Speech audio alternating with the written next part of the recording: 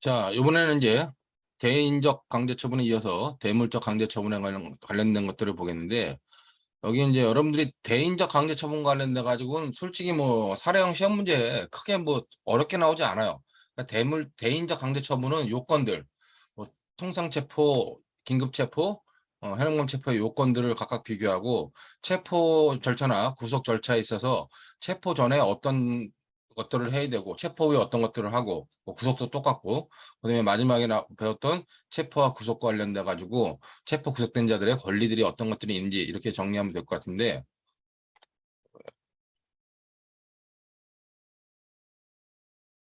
녹화 시작했어요. 예, 여기 제 녹화됩니다. 이게 아마 여러분들한테는 시스템상에서 같이 안 올리나 보는데 이게 또 하여튼 아까도 녹화했고 지금도 녹화하고 있습니다. 자, 결론적으로 대물적 강제처분 관련돼 가지고는 어 앞에서 봤던 대인적 강제처분과 관련돼 가지고 봤던 것처럼 요건들을 봐야 되는데, 요건들이 좀 추상적으로 돼 있어요. 대물적 강제처분 관련돼 가지고는 뭐 압수수색에서의 범죄 혐의가 있는 것뿐만 아니라 기본적으로 범죄 혐의 이외에 필요성과 관련성이 있어야 된다. 그 필요성과 관련성에 관련된 요건들이 추상적으로 돼 있어 가지고 판례가 어떻게 보는지와 관련된 걸 살펴봐야 되고, 그다음에 이제 압수수색 검증도 당연히 영장을 필요로 하는데 영장 이외에 영장 없이 할 수 있는 경우, 즉 영장주의 예외로서 사후 영장이 필요한 경우, 사후 영장도 필요 없는 경우, 그런 것들이 이제 시험 문제 잘 나오기 때문에 그런 것들을 봐야 되고, 그다음에 이 대물적 강제 처분 관련돼 가지고 최근에 대법원에서 판례들이 엄청나게 쏟아지고 있습니다.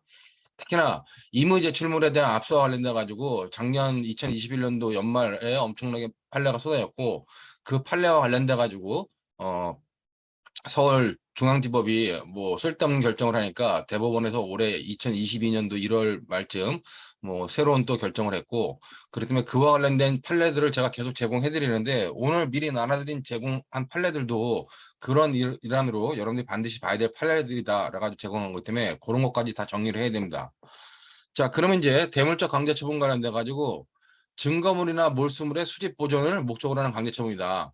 형사형법상으로는 압수수색, 검증이 있어요. 근데 여러분들이 잘 봐야 되는 것 중에 하나가, 압수수색은 하나의 영장을 해가지고 우리가 압생영장이라고 합니다. 압수수색영장이라는데 검증은 검증영장에 의해요. 근데 잘 봐야 되는 게, 법원의 검증은 이 강제처분이 아니라 증거조사예요.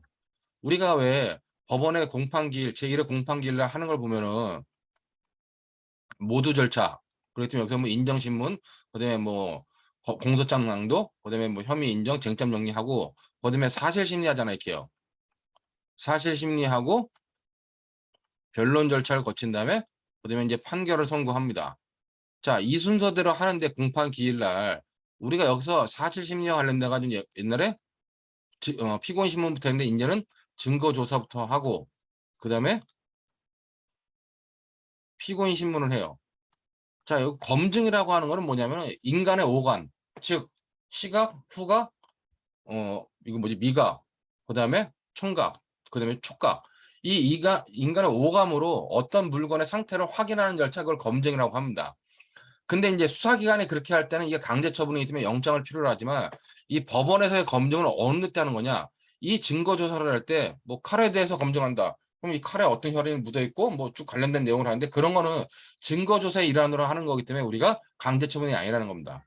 그렇기 때문에 압수수색 검증 관련돼 가지고 영장주의가 적용되는 건 수사기관에서만 적용되고, 이 검증은 뭐 법원의 압수수색도 역시 강제처분이기 때문에 영장에 의하지만, 이 검증은 증거 조사의 성격이 강하다. 그러니까 증거 조사의 성격이 강한 게 아니라 증거 조사이다.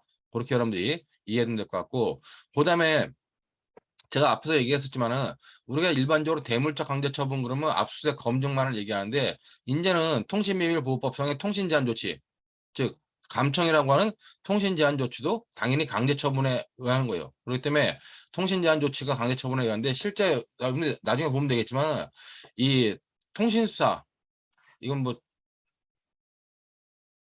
통신수사다. 그러면 통신수사에는 세 가지가 있어요. 통신자료 제공 요청, 그다음에 통신사실자료, 통신사실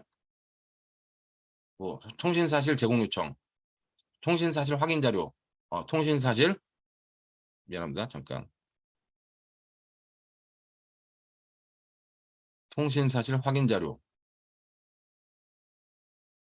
확인자료 요청, 그다음에 감청, 통신 제한 조치라고 하는 감청.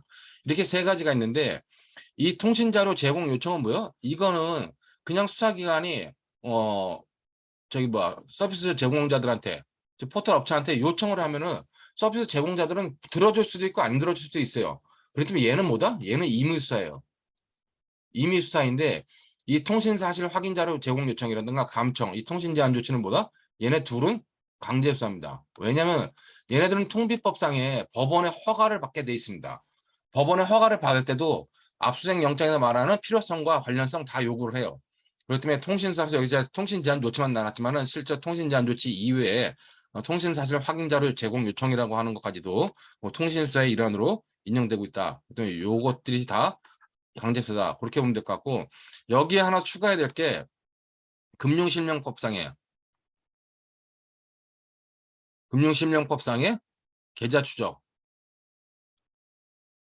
계좌 추적 영장 이것도 법원의 허가를 얻어야 하기 때문에 당연히 강제수사에 해당한다는 겁니다. 그런 것들을 우리가 옛날에 이제 그 이재성 교수님 책에는 그런 것이 임의수사와 강제수사의 한계 영역에서 다루고 있었지만은 이미 법원의 허가를 요하도록 법원의 법률에서 규정하고 있기 때문에 다 강제수사다. 그런 의미로 여러분들이 받으시면 될 것 같아요. 자, 여기 강제처분에는 수서법원의 강제처분과 수사기관의 강제처분으로 분류되고 있는데 뭐 기본적으로 수서법원의 강제처분에 대한 것들을 수사기관의 강제처분에서 다 준용을 하고 있습니다. 이따 보면 되겠지만 준용 규정에 있어서 큰 문제점이 있는데 뭐 우리 학자들은 별로 인정을 안 하는데 저는 그거 문제라고 보는데 그런 것들도 있다는 것들을 좀 이따 보도록 하겠습니다. 자, 대물적 강제처분에 대한 개괄적인 설명을 했고 먼저 우리가 압수수색부터 보겠는데 압수수색에서 뜻은 뭐냐? 중요한 거는 압수수색 관련돼 가지고 압수수색의 대상은 증거물 아니면 몰수물이죠. 자, 증거물이나 몰수물을 물건의 점유를 취득하는 강제처분이에요. 그렇기 때문에 소유권을 뺏어오는 게 아니라 점유권만 뺏어오는 거다. 그러면 이제 압수에는 이렇게 압류와 영치가 있는데 압류는 뭐냐? 점유의 취득 과정에서 강제력을 행사하는 겁니다. 이걸 우리가 일반적인 압수라고 그러죠. 자, 어떤 사람이 물건을 가지고 있어. 이걸 강제로 내가 뺏어오는 거야. 점유권만. 이걸 우리가 압류라고 그러고 영치는 이 물건을 저 사람이 나한테 줬어. 근데 내가 이걸 가지고 있는데 강제력을 가지고 있고 계속 가지고 점유의 계속에 강제력을 동원해 가지고 이 사람이 달라 그래도 안 주고 계속 가지고 있는 거. 그걸 우리가 영치라고 합니다. 그렇다면 이렇게 압수라고 하는 건 일반적으로 압류, 영치가 있는데 법원한테만 인정되는 걸로 제출 명령이라는 게 있습니다. 그러니까 법원은 압수할 물건의 지정에 제출을 명할 수 있는데 이거는 법원한테만 인정되는 거고 수사기관한테 인정되는 거 아니다. 그렇기 때문에 수사기관에서의 압수라고 하는 거는 이렇게 압류와 영치를 주로 말한다. 그렇게 보면 될 것 같습니다. 자, 수색은 이렇게 압수할 물건이나 체포할 피의자, 피고인, 즉 대물적 강제처분의 대상, 그다음에 대인적 강제처분의 대상을 발견할 목적으로 사람의 신체, 물건, 주거, 기타 장소를 뒤져서 찾는 강제처분이에요. 그러니까 압수물이나 대인적 강제처분이나 대물적 강제처분의 대상자들을 뒤져서 찾는 처분. 그걸 우리가 수색이라고 하는 겁니다. 중간에도 한번 얘기했지만 압수수색 하지만은 실제 실무에서는 수색을 하고 압수할 물건을 나 사람을 수색하고 찾는 거잖아요. 그래서 실제 시간상으로는 수색이 먼저 하고 그렇다면 영미법상의 법전을 보더라도 search and seizure라고 그래요. 우리처럼 압수가 먼저 안 나오죠. search and seizure라고 하는데 우리는 이제 법령상에서 압수수색 그러고 실무에서 압색영장이라 그러는데 실제 진행되는 순서는 수색이 먼저 이루어지고 압수가 그 이후에 이루어진다. 그렇게 여러분들이 받으면 될 것 같습니다. 당연히 압수수색 대물적 강제 처분이기 때문에 영장주의가 적용됩니다. 영장주의 본질적 요소로 사법통제, 그다음에 사법통제고 일반 영장이 금지된다. 그다음에 상당한 이유의 구비가 필요하고 집행기관의 재량통제 이런 것들이 영장주의의 적용 대상이 되는 거다. 그리고 이제 이 영장주의에 위배됐다. 그럼 당연히 위수중이겠죠. 그렇기 때문에 영장주의에 위반한 거는 적법 절차의 실질적 내용을 침해하는 겁니다. 그렇기 때문에 실질적 내용을 침해하는 건 다 여기서 형사법 정의에 반하치된다. 이건 결국 위법 수집 증거라는 거죠. 그렇기 때문에 영장주의에 위배된 증거물들은 위수중으로 절대적으로 증거 능력이 부정된다. 그렇게 여러분들이 받으면 될 것 같고, 자, 압수수색의 요건으로 이제 여기 단순한 범죄 혐의, 필요성, 관련성, 그다음에 이제 뭐 비례성이라고 하는 것인데 여기서 보면 여러분들이 강제 처분에는 범죄 혐의가 필요한데 수사기관의 강제 처분은 피의자에게 범죄 혐의를 필요로 한다. 근데 법원한테는 요건이 없는데 당연히 전제된다. 근데 중요한 건 뭐냐? 중요한 거는 압수수색 혐의, 대물적 강제 처분의 혐의가 인신구속의 혐의와 같은 것이냐? 아니다. 그거보다 좀 낮은 정도. 인신구속보다 좀 낮은 정도의 혐의임을 요한다. 그렇기 때문에 제가 이렇게 얘기했을 때, 자, 수사가 개시된다. 수사가 개시될 때 뭐요? 주관적 혐의가 필요해요. 자, 수사를 개시하는데 이때부터 강제 처분을 한다. 강제 처분으로서 대인적. 대인적 강제 처분한다? 이때 혐의는 뭐다? 이거는 객관적 혐의가 필요하다는 겁니다. 객관적 혐의가 필요한데 그럼 대물적 강제 처분과 관련된 건 어떡하냐? 대물적 강제 처분도 강제 처분이기 때문에 객관적 혐의를 요구하느냐? 근데 그건 아니라는 거죠. 그렇기 때문에 이때는 객관적 혐의와 주관적 혐의의 약간 중간적 위치로서 우리가 단지 이거 뭐야? 왜 이러지? 미안합니다. 이게 뭐 이런 다 날라갔는데 여기 보면 아까 어떤 의미인지 알겠죠? 그다음에 대인적 강제처분, 대인적 강제처분은 객관적 혐의. 그다음에 수사의 개시는 주관적 혐의. 근데 대물적 강제처분은 뭐냐? 여기서 말하는 객관적 혐의와 주관적 혐의의 중간 정도. 그 정도를 의미한다. 그래서 범죄 의심 정황이라는데 여러분들이 쉽게 보면 주관적 혐의와 그 객관적 혐의의 중간 정도. 그런 정도를 의미한다고 보면 될 것 같아요. 그렇기 때문에 인신구속보다는 낮은 정도의 범죄 혐의다. 그러면은 범죄 주관적 혐의만 가지고 되는 거 아닙니까? 이렇게 했는데 그건 안 된다는 겁니다. 왜냐하면 여기 보면 것처럼 단순히 정보를 수집하거나 수사의 단서를 찾기 위해서 탐색적 압수수색은 허용하지 않고 있기 때문에 주관적 혐의가 확인된 다음에 그다음에 범죄 의심이 정황이 있을 때 대물적 강제 처분을 할 수 있다. 그런 의미로 여러분들이 관련된 것들을 파악하면 될 것 같아요. 자, 그러면 압수수색의 필요성이라고 하는 것이 있는데 필요성은 뭐냐? 필요성이라고 하는 거는 여기 보면 압수수색의 목적물이 증거로서의 가치 및 중요성이 있어야 돼요. 그다음에 압수수색의 대상물이나 목적물이 내가 압수수색하는 장소에 존재할 개연성이 있어야 된다는 겁니다. 그 개연성이 있을 때 우리가 압수수색의 필요성이 있다라고 판단을 하는 거죠. 그렇기 때문에 압수수색의 요건, 의심 정황, 범죄에 대한 의심 정황, 그다음에 필요성. 그다음에 중요한 게 해당 사건과의 관련성이에요. 자, 이게 옛날에는 법조문에 없고 판례가 인정하던 건데 이제 법조문에 들어와 있기 때문에 압수수색의 대상물은 당연히 그 대상물이 피의 사실과 관련성이 있어야 되고 피의 사실 공소의 관련성이 있어야 되고 그 관련성이라고 하는 거는 여기 모처럼 혐의 사실과의 객관적 관련성, 그다음에 대상자와 피의자 사이의 인적 관련성 요 두 가지를 의미한다. 그러므로 여러분 쉽게 말하면 영장에 어떤 혐의 사실이 있어요. 그럼 그 혐의 사실과 객관적 관련성이 있는 범죄 사실에 대해서 압수를 할 수 있는 거고 그다음에 인적 관련성은 거기 적혀 있는 대상자와 피의자 사이에 인적 관련성 실제로 뭐 인적 관련성은 공범 관계냐 임의적 공범뿐만 아니라 필요적 공범 관계에 있는 경우에 인적 관련성이 있다고 봅니다. 그러니까 그렇게 관련성이 필요하다. 근데 이 관련성 요건에 대해서는 뒤에서 이제 자세하게 설명할 겁니다. 자, 그다음에 비례성의 원칙도 당연히 지켜야겠죠. 대인 물적 강제 처분도 역시 강제 처분이기 때문에 비례성의 원칙, 즉 적합성의 원칙, 필요성의 원칙, 균형성의 원칙이라고 하는 세 가지의 비례성 원칙을 반드시 지켜야 된다는 겁니다.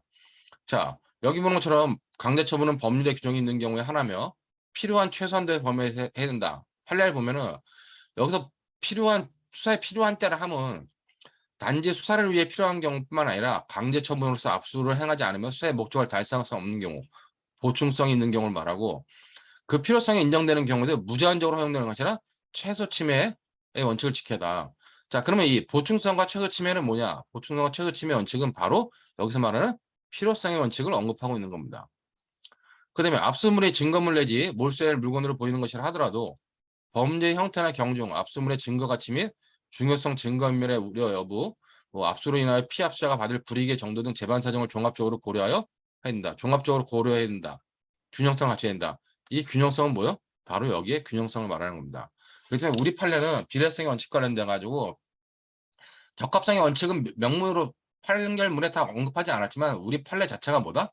이 비례성의 원칙을 당연히 지켜야 되는 것으로 대인적 강제처분에 대물적 강제처분에 있어서 비례성의 원칙을 당연히 지켜야 되는 것으로 인정하고 있다. 그렇게 여러분들이 이해하면 될 것 같아요. 그러니까 요 케이스는 뭐냐면 판례 케이스를 밑에 적어놨는데 폐수 무단 방류 혐의를 근거로 피고인의 공장 부지, 건물, 기계류 일체 및 폐수 운반 차량 7대에 대하여 검사가 압수처분을 했어요. 근데 자, 폐수 방류했다 그러면은 굳이 뭐 이런 것까지 다 하느냐. 그래서 여기는 수사상의 필요해서 행해지는 압수의 본래 취지를 넘는 거다. 본래 취지를 넘는 것으로 상당성이 없다. 그다음에 수상의 필요와 그로 인한 개인의 재산권 침해의 정도를 비교 형량해보면 비례성의 원칙에도 어긋나기 때문에 위법이라고 봅니다. 그러니까 검사가 폐수 무단 방류했다 가지고 그 사업자가 가지고 있는 모든 일체의 직기류들을 다 없애버린 거예요. 그러면 이 사람은 공장 못 돌리죠. 그렇기 때문에 이거는 비례성의 원칙에 어긋난 거다라고 판단한 거기 때문에 이런 케이스도 있다라는 것들을 보면 될 것 같고. 자, 다음으로 이제 압수수색의 대상과 관련돼 가지고 압수수색의 대상은 먼저 증거물 또는 몰수물이에요. 자, 여기 보는 것처럼 압수 대상은 피의 사건, 피고 사건과 관계가 있다고 인정할 수 있는 증거물, 몰수하고도 사료되는 물건, 몰수물이죠. 즉, 몰수, 물이 원칙이다. 이거는 뭐 106조 1항에 규정되어 있는 건데 이 물건과 관련돼 가지고 여기 것처럼 제가 물자에다가 동그라미를 쳐놨는데 물건이란 건 뭐예요? 이 물이란 건 한자로 유체물만을 말하는 거죠. 유체물만을 말하는 거다.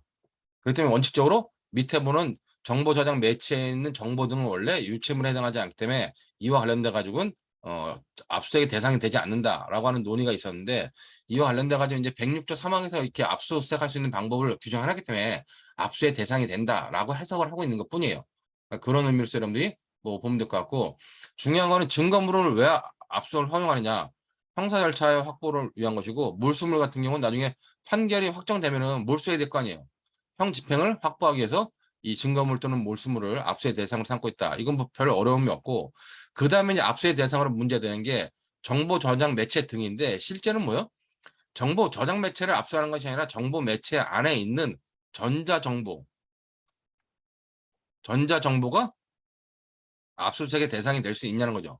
지금 현재 다수의 판례와 다수의 입장은 전자정보도 압수수색의 대상이 될 수 있다라고 주장하는 게 지금의 통설적 입장이다. 통설은 아닐 것 같아요. 내가 아니니까. 다수설적 입장이다. 이렇게 보는데 이거는 왜냐면은 여러분들이 실무를 하거나 이제 이따 보면 되겠지만 압수할 때 압수라고 하는 거는 점유를 뺏어오는 거예요. 점유를 뺏어오는 건데 그건 유체물만을 전제로 한다는 겁니다. 전자정보는 무체물이기 때문에 점유를 뺏어온다는 개념이 성립할 수 없어요. 그래서 이제 저를 비롯한 몇몇 학자들은 증거물, 몰수물은 유체물에 대한 압수고 무체물에 대한 압수는 지금 우리가 규정이 없다. 그러므로 무체물에 대한 압수와 관련돼 가지고 지금의 판례의 입장이라든가 이런 것들 정리해 가지고 무체물인 전자정보에 대한 압수 방법을 이렇게 어떤 이 물건을 점유를 강제로 취득해 온다는 개념이 아닌 정보에 대해서는 우리가 어느 정도 탐지해 가지고 그거를 복제해 온다는 개념으로 새롭게 정립해야 된다라고 주장하는 학자들도 있는데 그런 것도 이제 학자들의 얘기고 여러분들 입장에서는 증거물이나 몰수물이나 전자정보나 다 압수의 대상이 된다라고 판단하면 된다는 겁니다. 문제는 그러면 전자정보는 보통 저장 매체 안에 들어있잖아요. 그럼 전자정보 저장 매체 안에 들어있을 때 그 저장 매체 안에 들어있는 정보를 어떻게 우리가 압수해야 될 것이냐 관련돼 가지고 이 106조 3항이 규정하고 있는 건 뭐냐? 106조 3항은 전자정보가 압수수색의 대상이 된다고 규정이 아니라 압수수색의 방법을 규정하고 있는 겁니다. 자, 106조에서 규정하고 있는 방법은 뭐냐? 정보 저장 매체에 정보가 저장되어 있다면 기억된 정보의 범위를 정해가지고 정보의 범위를 정해가지고 출력하거나 복제해서 제출받아야 된다는 거예요. 이게 무슨 말이냐? 전자정보 이게 저장 매체예요. 이게 저장 매체다. 저장 매체는 여러 가지 정보들이 쭉 이렇게 있을 거 아니에요. 저장 매체들이 이렇게 있다. 그럼 여기에 1번 정보, 2번 정보, 3번 정보, 4번 정보, 5번 정보 쭉 저장 정보가 있을 거 아니에요.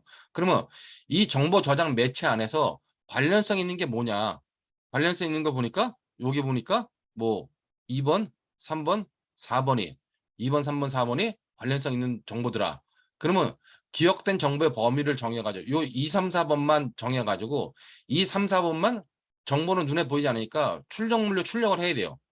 프린터로 출력하거나 아니면 얘를 갖다가 이 수사기관이 가져간 다른 정보 저장 매체에 복제를 해가지고 제출받아야 된다는 겁니다. 이게 원칙이라는 얘기예요.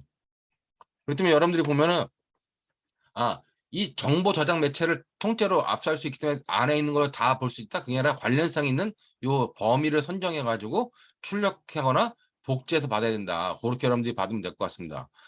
실무에서 보면은 뭐 당연히 수사기관이 정보 저장 매체를 가져가서 복제해 받는 거, 즉 이미징을 뜬다 그러는데 뭐 판례에서는 BTR 복사라고 하고, 근데 그렇게 복제하는 것이 일반적이긴 하지만은 요즘 들어서 공정이라든가 아니면은 뭐 국세청이라든가 아니면 이런 부분들이 포렌식을 할 때는 출력을 해요.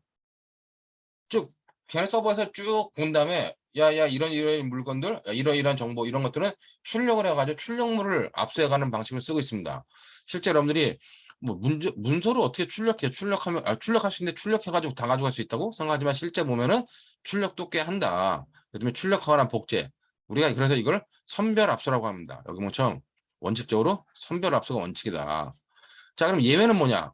현장에서 어떤 범위를 정해가지고 이 저장 매체 안에 있는 어떤 정보들에 대해서 범위를 정해가지고 출력하는 것이 불가능하거나 아니면 압수의 목적 달성이 현저히 곤란할 때, 그때는 뭐다? 그때는 예외적으로 정보를 받는 것이 아니라 그때는 예외적으로 정보 저장 매체 등을 압수할 수 있다는 겁니다.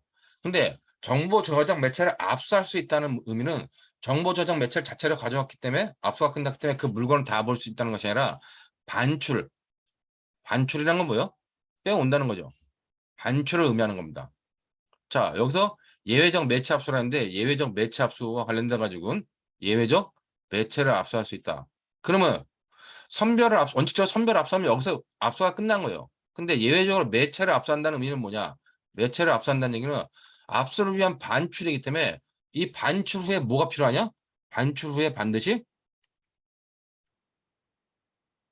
수사기관 사무실에서 선별 작업이 필요합니다. 그러면 이 예외적으로 매체를 압수한 경우에 압수는 언제 종료하는 거냐? 현장에서 선별 압수한 경우는 여기서 종료해요. 압수가 종료하지만 예외적 매체 압수를 한 경우는 압수를 위한 반출만을 허용하는 거기 때문에 반출한 다음에 수사기관 사무실에서 선별 작업까지 끝났을 때 이때 압수가 종료하는 거다. 그런 의미로 여러분들이 원칙적으로 선별 압수, 예외적으로 매체 압수와 관련된 의미를 정확히 이해해야 됩니다. 자, 이거는 모든 전자정보, 압수수색을 통해서 압수를 통해 받아온 전자정보든지 상대방이라든가 아니면 피의자나 피해자가 제출한, 아니 제3자가 제출한 임의 제출물인지, 이제는 임의 제출물에 있어서도 반드시 이렇게 선별압수, 원칙적으로 선별압수, 예외적으로 매체 압수라고 하는 것이 이제 기본 사항이 돼버렸어요. 그렇기 때문에 모든 전자정보는 반드시 이 과정에 의해서 추출을 해야 된다. 그렇게 여러분들이 이해하시면 될 것 같습니다. 자, 그다음에 이제 뭐 법원은 정보를 제공받은 경우에는 정보 주체에게 즉시 통보해야 돼요. 정보 주체에게 우리가 이런 것 주체에게 우리가 이런 것들을 통지받았다. 개인정보보호법상의 관계에서 이게 즉시 통보해야 되고, 그다음에 이런 내용들은 2002년도 수사준칙, 검사와 사법경찰 간의 뭐 수사협력을 위한 수사준칙이 새로 생긴데 그 수사준칙에 그대로 법제화됐습니다. 그렇기 때문에 여러분들이 나중에 수사준칙, 내가 솔직히 뭐 경찰 시험 순경 시험 보는 친구들이라면은 수사준칙 읽어보라 그랬는데 여기다 이제 다른 의견인데 법전에서 수사준칙까지 볼 필요가 있나라고 생각했지만 혹시라도 모르니까 수사준칙 41조하고 42조는 한번 읽어봐 보세요. 쭉 읽어보면은 이런 내용이 좀 더 구체적으로 설명돼 있다는 겁니다. 자, 그런 의미로 여러분들이 압수수색의 대상으로서 증거물, 몰수물, 그다음에 정보 저장 매체라지만 정보가 압수수색의 대상이 될 수 있다. 그다음에 관련돼 가지고 이 판례는 앞에 나왔던 내용을 그대로 이제 옮겨 놓은 겁니다. 그렇기 때문에 여기 보는 것처럼, 자, 저장 매체 자체를 직접 혹은 하드카피나 이미징 형태로 수사기관 사무실 등 외부로 반출하여 압수수색할 수 있도록 영장이 기재되어 있고, 실제로 그와 같은 사정이 발생한 때 하나요. 예외적으로 허용할 수 있을 뿐이다. 근데 이렇게 예외적으로 허용할 수 있을 때 이 자체가 뭐예요? 이 자체는 매체를 압수할 수 있기 때문에 매체를 압수하고 그 이후에 압수가 끝난 거기 때문에 매체 안에서 마음대로 뒤져볼 수 있냐? 그게 아니라 이렇게 예외적으로 허용하는데, 예외적으로 허용한다 할지라도 이 뒤에 선별 작업은 반드시 따라야 된다. 그런 의미로 여러분들이 받으면 될 판례입니다. 자, 그러면 압수의 대상으로 압수물, 몰수물, 정보, 그다음에 우편물 또는 전기통신까지도 가능하도록 규정하고 있죠. 자, 피의사건, 피고사건과 관련성 인정 시 우체물을 할 수 있고, 통신비밀법 2조 제3호에 따른 전기통신, 이 전기통신에 대해서도 압수가 가능하다. 근데 이 전기통신에 관한 것은 결국 우리가 감청이라고 하는 방법에 의해서 가능한 거죠. 자, 그다음에 관련돼 가지고 우체물 등의 압수 시 발신이나 수신인에게 취지를 통지하지만 심리 수사의 방해 염려 시에는 예외적으로 하고 있다. 자, 중요한 게 또 뭐다? 이 계좌 추적. 즉 거래 정보 등도 뭐요? 거래 정보 등도 우리가 압수수색의 대상이 된다는 겁니다. 자, 앞에 보면은 정보가 되니까 당연히 거래 정보, 전자 정보이기 때문에 되는 거 아니겠어요? 당연하죠. 근데 이제 방법이 좀 다른 거죠. 그렇다면 여러분이 압수물, 몰수물, 그다음에 정보 저장 매체에 있는 전자 정보, 그다음에 우체물, 전기통신, 그다음에 이 계좌 정보, 즉 거래 정보라 하는데 계좌 추적이 또 가능하다. 금융거래실명법은 거래정보 등을 타인에게 제공 금지하도록 하고 있는데 이것들을 타인에게 제공 금지하는 것이 원칙이고 범죄 수사를 위해서는 뭐요? 수사기관이 금융계좌 추정용 압수수색 영장을 받아오면은 그때 이 거래정보 등에 대해서 뭐 제공을 할 수 있다는 겁니다. 그래서 우리가 이 수사기관이 법원에다가 금융계좌 추정용 압수수색 영장을 받는다 했을 때 이거를 우리가 금융시법 계좌 추정 영장이라고 얘기를 해요. 자, 근데 이제 계좌 추적 영장을 받아가지고 거래 정보 등을 받는다 할지라도 자, 포괄 계좌 영장은 금지합니다. 그렇기 때문에 갑이라는 사람이 통장이 A, B, C, D, E가 있어요. 근데 갑의 모든 통장에 모든 계좌에 대해서 압수수색 영장을 청구한다. 그거는 포괄 영장이기 때문에 안 된다는 겁니다. 갑이 가지고 있는 A, B, C, D, E 계좌 중에서 횡령 사건과 A 계좌가 뭐 관련돼 있다. 그럼 A 계좌에 대해서만 압수수색 영장이 가능하다는 겁니다. 자, 그다음에 포괄 영장도 금지하고 연결 계좌 영장도 금지를 해요. 자, 그럼 여기서 우리가 자, A 계좌, B 계좌, C 계좌, 뭐 D 계좌가 있다. 근데 여기서 이 B 계좌에 대해서 우리가 개별적으로 영장을 받았다. 자, 그럼 이 계좌에 대해서만 압수수색 영장 받는 거예요.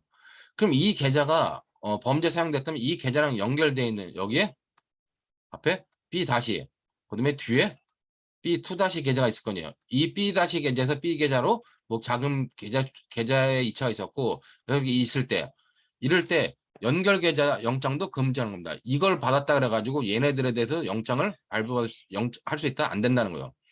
안 되는데 원칙상 예외적으로 요 계좌에다 넣으면 금융계좌 추정용 압수수색 영장에서 B 계좌를 압수수색 청구하면서 이 B 계좌와 관련된 바로 직전에 B 다시 하고 바로 직후에 B2 다시 이런 직전 직후 계좌에 한해서는 뭐다? 허용을 하는 겁니다. 요거에 대해서만 허용하는데 이때도 B 계좌 자체의 거래 정보 등은 제공받지만 B1 다시하고 B2 다시는 거래 내용을 원칙적으로 계좌 개설 정보에 관한 정보만 한정하고 거래 내용은 볼 수 없다는 거예요. 얘네 거래 내용을 보려면 B1 다시에다 다시 계좌 추정 영장을 신청하라는 얘기예요. 원칙적으로는. 그렇다면 이렇게 계좌 추정 영장에 관련된 것들이 있다. 오늘이나 이따 판례 하나 보겠지만은 계좌 추적을 하는 방식은 그러니까 어, 금융계좌 추정용 압수수색 영장을 집행하는 방식은 일반적인 압수수색 영장 방식과 좀 다릅니다. 그리고 다르기 때문에 그거와 관련 문제들이 있었는데 그것들은 좀 이따가 살펴보도록 하겠습니다. 자, 이렇게 압수수색의 대상으로 봤던 것이 우리가 압수의 대상을 봤던 것이 압수물, 몰수물, 전자정보, 그다음에 우편물, 그다음에 통신, 그다음에 이 계좌 추적까지 가능하다. 그다음에 수색의 대상은 당연히 피의 사건, 피고사건 관계가 있다고 인정할 수 있는 사람, 물건 또는 주거 기타 장소죠. 그렇다면 뭐 피의자, 피고인이 아닌 자의 신체, 물건 또는 주거 등을 압수할 물건이 있음을 인정하는 경우면 수색 가능하다. 그렇다면 수색의 대상은 그렇게 어렵지 않아요. 그렇다면 여러분들이 압수의 대상으로 어떤 것들이 있다라고 이제 같은 것들을 보면 될 것 같고, 자, 중요한 거는 이제 관련돼 가지고 여기 보는 것처럼 압수수색이 제한되는 경우가 있습니다.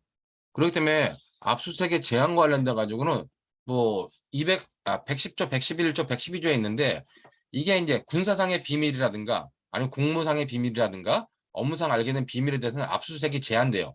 못하게 만들어놨습니다. 근데 이거는 왜 못하게 만들어놨는지를 여러분들이 잘 봐야 돼요.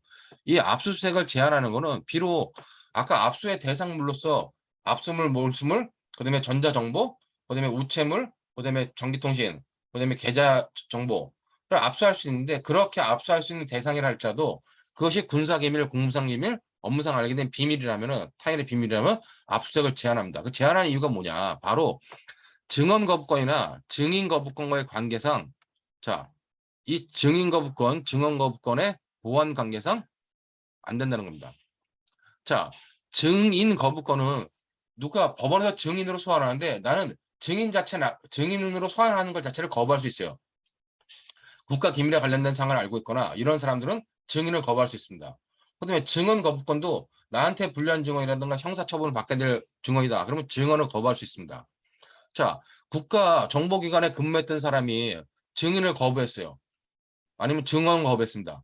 근데 그럼 국가 수사기관에 국가 정보기관에서 압수수색해가지고 물건을 가져오면 이 사람들의 증인 거부라든가 증언 거부권이 형해화될 가능성이 크다는 얘기입니다. 그렇기 때문에 이런 증인 거부권이나 증언 거부권의 관계상 이런 증인 거부권과 증언 거부권을 확실하게 보장하기 위해서 이 사람들이 거부하고자 했던 내용들, 즉 군사기밀, 공무상기밀, 업무상 비밀에 대해서는 아예 압수 자체를 못하게 원칙적으로 못하게 막아놨다는 겁니다. 그것이 110조, 111조, 112조에 나오는 내용이다. 자, 군사상 비밀 당연히 책임자의 승낙 없이는 압수수색 불가합니다. 책임자는 국가적 중대한 이익의 저해 외에는 승낙을 거부하지 못하도록 돼 있어요. 근데 이거는 법조문만 이렇게 돼 있고 제 훌륭한 선배님이신 우리 황교안 총리 대행께서 대통령 직무대행이 총리 하실 때 무조건 안 된다 그랬죠. 청와대 들어가서 뭐 압수수색 하려고 했지만 군사상 비밀이 있어서 안 된다. 중대한 국가적 이익이 아닌 건 해도 되는 거 아니냐? 그랬더니 무조건 안 돼. 그럼 막았다는 겁니다. 그랬더니 실제로 보면은 군사상 비밀 관련돼 가지고는 압수수색이 거의 불가능하다. 그랬더니 청와대 압수수색 불가하다는 거 거의. 국가적 중대한 이익 저해에는 뭐 승낙 거부라고 하는 조건이지만 실무에서는 안 그렇다. 여기 또 공무상 비밀도 그렇죠. 공무원 또는 공무원이었던 자가 소지 보관하는 물건을 직무상 비밀에 관한 것으로 신고한 경우 그때는 소속 공무소 감독관서의 승낙 없이 압수 불가합니다. 역시 이런 승낙 거부 못하는 사회가 있지만 크게 문제되지 않는다. 그렇게 보면 될 것 같고 자 다음으로 이제 업무상 비밀 관련돼 가지고 우리가 112조에는 변호사, 변리사, 공증인 쭉 이런 사람들이 자 이런 직에 있었던 자가 그 업무상 위탁을 받아 소지 보관하는 물건으로 타인의 비밀에 관한 것. 자, 이런 사람들이 보관하는 물건으로 타인의 비밀에 관한 것. 이런 것들은 압수하지 못한다는 겁니다. 자, 이것도 역시 뭐 타인의 승낙이 있거나 중대한 공익성의 필요가 있는 경우 예외를 한다는데 이것 관련돼 가지고 여러분들이 중요한 거는 변호인이 피의자가 맡긴 비밀, 물건에 대해서는 우리가 압수수색을 거부할 수 있어요.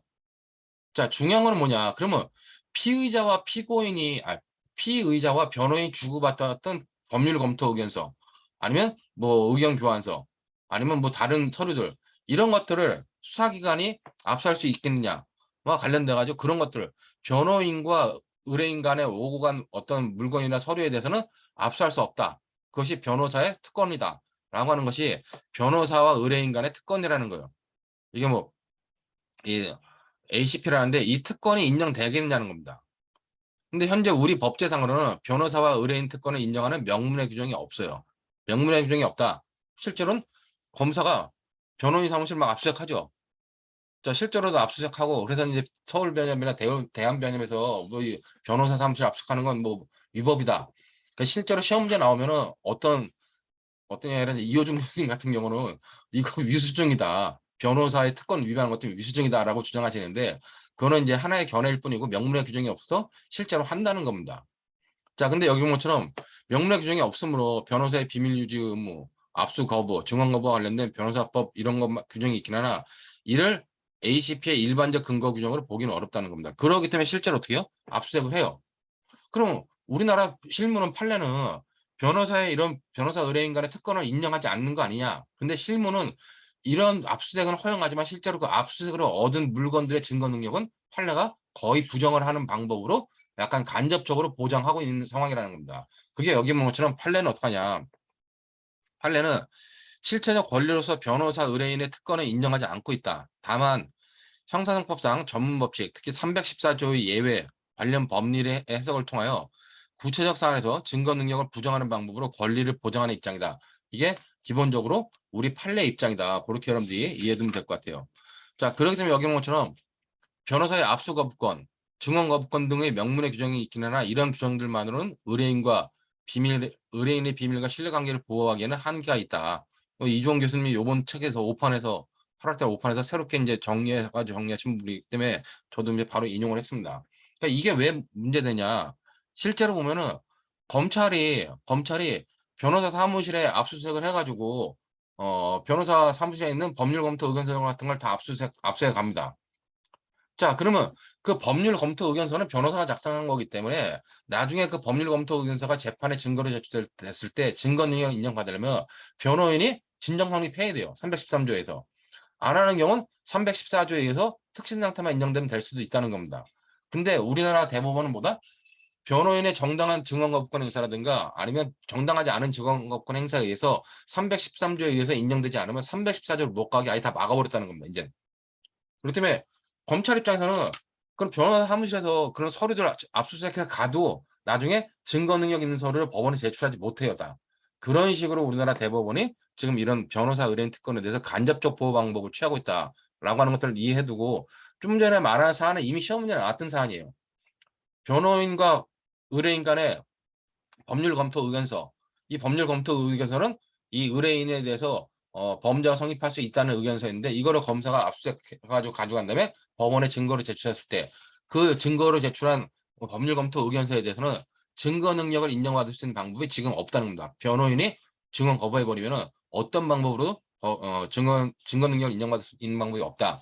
그렇기 때문에 이미 시험 문제에 나왔던 부분이기 때문에 그런 부분 관련돼 가지고도 변호인 의뢰인의 변호사와 의뢰인 간의 특권 문제, 이 문제도 여러분들이 다시 한번 잘 정리해 드려야 됩니다. 자, 그러면 이제 압수수색 영장 관련돼 가지고 영장의 청구와 발부 문제가 나오는데, 자, 여기 보면은 그 압수수색의 절차, 압수수색 영장 청구와 발부 문제와 관련돼 가지고, 자, 수사기관의 압수수색 당연히 뭐요? 영장주의 적용해서 영장을 받는 게 원칙이겠죠. 그다음에 법원의 압수수색. 그것도 공판정내, 공판정외가 있는데 법원의 압수수색도 당연히 법원에서 영장을 발부하는 겁니다. 자, 그렇기 때문에 여러분들이 이렇게 수사기관의 강제처분과 그다음에 법원의 강제처분 두 종류가 특히 법원의 강제처분은 공판정 내와 공판정 외를 구분하지 않고 있다는 것들을 여러분들이 이해해야 될 것 같아요. 자, 그러면 우리가 압수수색 영장의 청구 당연히 검사의 신청, 사경원 신청, 검사는 청구 해가지고 지방법원 판사가 발부하겠죠. 자, 그렇기 때문에 여기 보는 것처럼 법조문 자체에 있는 걸 그냥 압수수색 검증해서 그냥 법조문 215조 옮겨놨습니다. 검사는 피해자에게 범죄 혐의, 아까 단순한 의심 정황이 있을 때, 그다음에 필요성과 그다음에 관련성을 인정할 수 있는 자료를 제출해가지고 뭐 신청을 청구할 수 있다. 사경은 검사한테 신청에 압수수색 가능하다. 뭐 간단하게 보면 될 것 같고, 그러면 압수수색 영장을 청구할 수 있는 시기에는 제한이 없냐? 수사를 해가지고 수사가 끝날 때까지는 다 할 수 있다는 거예요. 근데 이제 어떡하냐? 근데 압수수색 영장을 청구할 수 있는 시기는 당연히 수사 단계에서 할 수 있겠죠. 그런데 이제 문제는 뭐냐? 가끔가다 검사들이 공소 제기가 된 이후에 영장을 청구하는 경우가 있어요. 이게 뭐 일단 공소가 제기됐다. 공소가 제기된 후는 뭐예요? 이건 법원의 시간이기 때문에 그다음부터는 법원이 압수수색하는 거지 수사기관이 압수수색할 수 있는 게 아니라는 겁니다. 자, 일단 공소가 제기된 후에 피고 사건에 관하여 검사로서는 형사법 215조에 의하여 압수수색을 할 수 없다. 그럼에도 검사가 공소 제기 후에 215조에 따라 수법원 이외 지방법원 판사에게 청구하여 발부하는 영장에 의해 압수수색을 했다. 그럼 이거는 적법 절차에 따르지 않은 것으로 유죄의 증거를 삼을 수 없다는 겁니다. 이게 뭐냐면은 검사 피가 있어요. 자, 검사 피가 수사를 쭉 진행해 가지고 이 수사가 종료되고 기소됐습니다. 자, 이 갑의 사건에 대해서 얘가 수사를 해가지고 수사가 쭉 종료돼가지고 공소제기를 한 거예요. 자, 그러면 이 공소제기 이후에는 어떻게 해요? 공소제기 여기는 여기 수소법원이 있잖아요. 수소법원의 시간이기 때문에 인제는 어떻게 한다? 얘에 대해서 압수수색하려면 수소법원으로부터 직권발동을 청구해가지고 얘 어떤 물건들을 압수해달라고 얘한테 수소법원으로부터 직권발동 청구하는 의미밖에 없다는 겁니다. 얘가 피가 압수수색할 수 있는 시간은 언제까지다? 영장받아 압수수색할 수 있는 시간은 지가 수사 개시해가지고 수사 개시해서 기소 전까지만 영장을 청구할 수 있는 거예요. 영장을 청구할 수 있는 건데 이 이후에는 못 한다는 겁니다. 근데 이 사례는 뭐냐? 얘가 수서법원이 아닌 다른 법원, 다른 지방법원이 있는데 다른 지방법원에 대고 얘가 영장을 청구해요. 영장을 청구한 겁니다. 그러니까 지방법원은 모르고 얘에 대해서 영장을 갖다가 발부해 줬어요. 발부해 주니까 이 피는 뭐냐? 이 피는 실제로 이 사건은 공소제기에 대해서 법원에서 압수수색해야 되는데 자기가 이 영장 청구에 발부받은 사건으로 얘한테 압수수색을 한 거예요. 그리고 압수수색으로 물건들을 얻어내고 압수조서 작성한 거죠. 그거를 여기다 쓸려 했지만 수사법원에 쓸려 했지만 수사법원에서는 야 이거 안 돼. 얘네들은 우리하고 상관없는 거 아니야. 모르는 거냐. 안 돼라고 판단한 겁니다. 실제 요 사안 관련돼 가지고는 여러분들이 혹시 영화 윤계상이가 나오는 소수견이라는 영화가 있습니다. 그 소수견이라고 하는 영화가 있는데 나중에 정 공부하다가 뭐 짜증난다 그러면 한번 영화 어서 다운받아 보든지 하여튼 보든지 해가지고 소수견이라는 영화 봐보세요. 윤계상이가 변호사로 나오는 영화인데 굉장히 작가가 형사소송법에 대한 이해가 깊다. 아니면 법률적 자문을 굉장히 잘 받았다. 여러분들이 배우는 형사소송법의 각종 제도들이 다 나와요. 거기 웬만하면. 이렇게 영장 청구 관련돼 가지고도 지방법 수서법원이 아닌 공소제기 후에 수서법원이 아닌 다른 지방법원 판사로부터 영장 받아가지고 한 압수수색 영장 이거 다 위법이다라고 그 영화에도 나옵니다.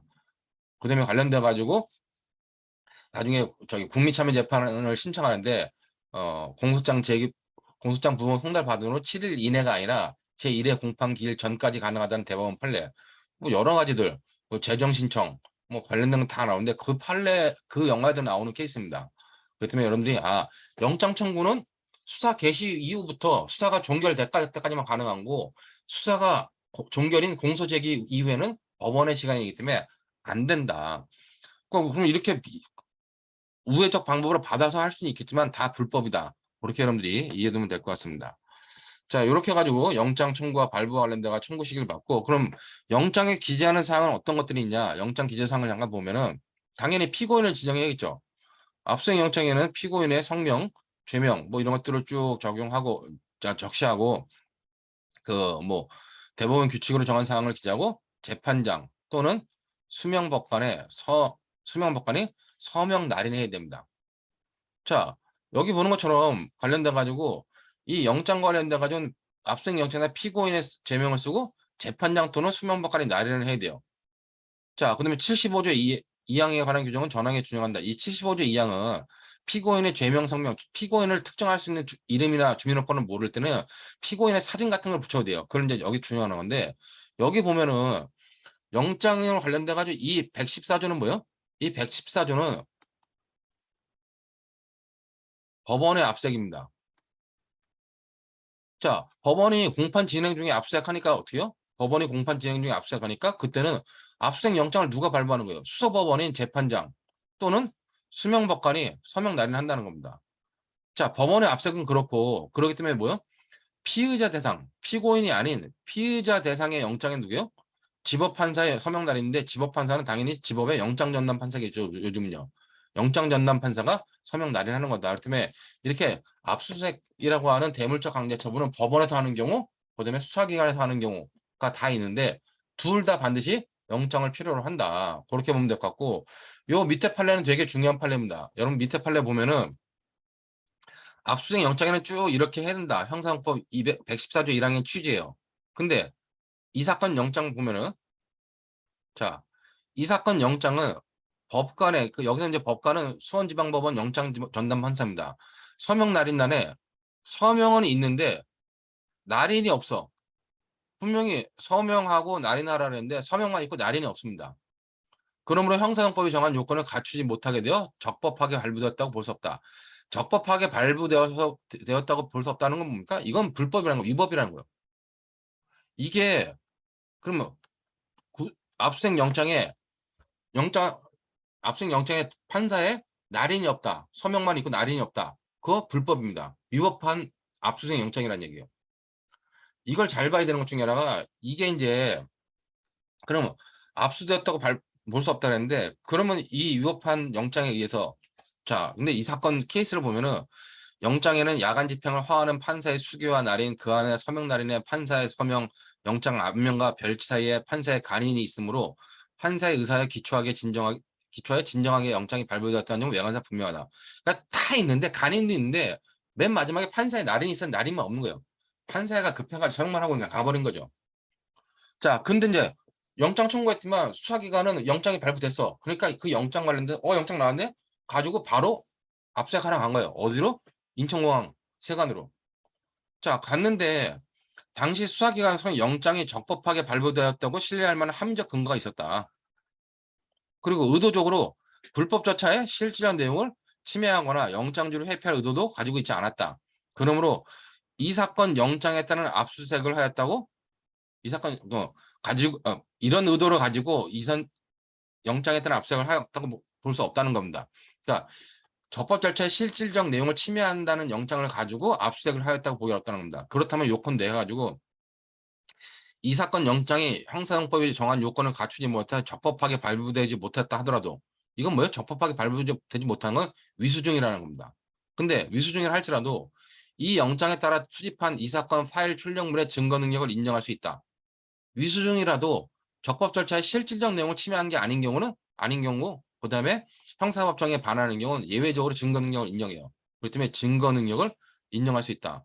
또한 그러한 증거물로부터 획득한 2차적 증거인 위 증거 능력 역시 각 증거, 이제 조서를 말하는 건데, 증거 능력을 인정할 수 있다라고 판단한 겁니다. 그러니까 요 판례는 여러분들이 잘 봐야 되는 게 중에, 제가 중간에도 얘기했지만 기본적으로 이 변호사 관련돼 가지고 변호인의 참여권을,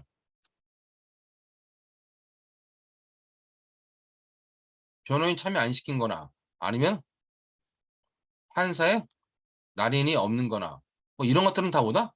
이건 위법하다는 거예요. 그럼 위법하면은 이런 상태에서 얻은 증거들, 이 증거들은 증거 능력이 없어야 되는 것이 원칙인데, 유수중에 따라 가지고, 하지만 이 증거들에 대해서 증거 능력을 인정했다는 겁니다. 요 케이스들은. 왜? 얘네들은 뭐다? 적법 절차에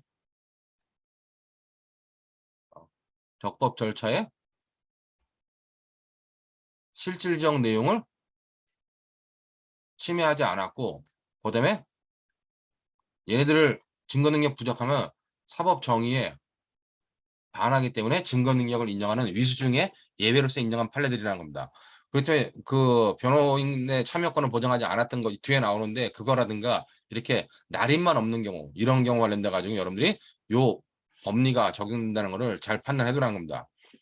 자, 이게 이제 왜 그러냐면 요 2심하고 이제 고등법원하고 1심 판례는 이 영장은 위법한 영장이 아니라고 계속 주장을 했어요.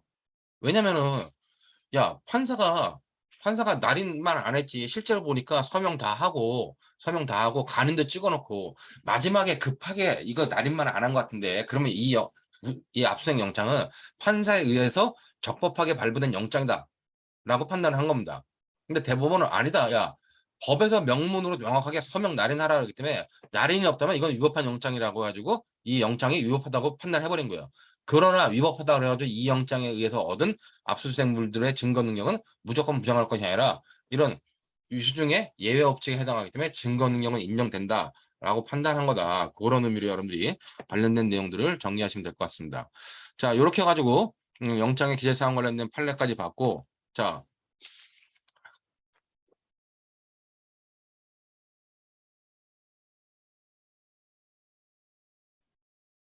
증거 능력이 있는 영장이 적법하게 발부된 것과 적법하게 발부되지 않은 것과의 차이가 무엇인가요? 이건 대법원이 그렇게 판단하면 이제 문제가 되는 게 뭐냐, 관련돼 가지고, 여기 관련돼 가지고 이렇게 앞으로 이 영장에 대해서 날인이 없다고 하는 건 대법원의 하급심 판례들이 다 이제 위법한 영장이라고 보겠죠. 이게 만약에 적법한 영장이라고 봤으면 어떻게 해요? 영장이 적법하다고 봤으면, 2심 판례처럼 적법한 영장이라고 봤으면 앞으로 이제 하급심 판례들은 다 판사가, 영장 전담 판사가 날인 정도 안 한 거는 영장의 유효성에 문제되지 않는다라고 판단하겠죠. 그런 것을 확실히 하기 위해서 이 영장 자체는 위법이다라고 선언을 한 거예요. 그러나 이 영장에 의해서 얻은 요 사건에 있어서의 2차적 증거들과 2차적 증거들의 증거 능력은 위수중의 예외로서 인정된다라고 판단한 겁니다. 자, 어떤 학생이 질문을 해가지고 그 정도로 받고, 자, 그 다음에 관련돼 가지고 영장 기재 사항에 보면 압수수색의 대상 장소는 반드시 특정돼야 돼요. 당연히 일반 영장 금지되기 때문에 특정성의 원칙에 따라 가지고 특정되는 게 당연하다. 그러므로 포괄적 강제 처분이 일반 영장은 금지된다. 뭐 이것은 영장을 집행하는 수사기관의 권한 범위를 명확히 함으로써 남용을 방지하는 데 목적이 있다는 겁니다.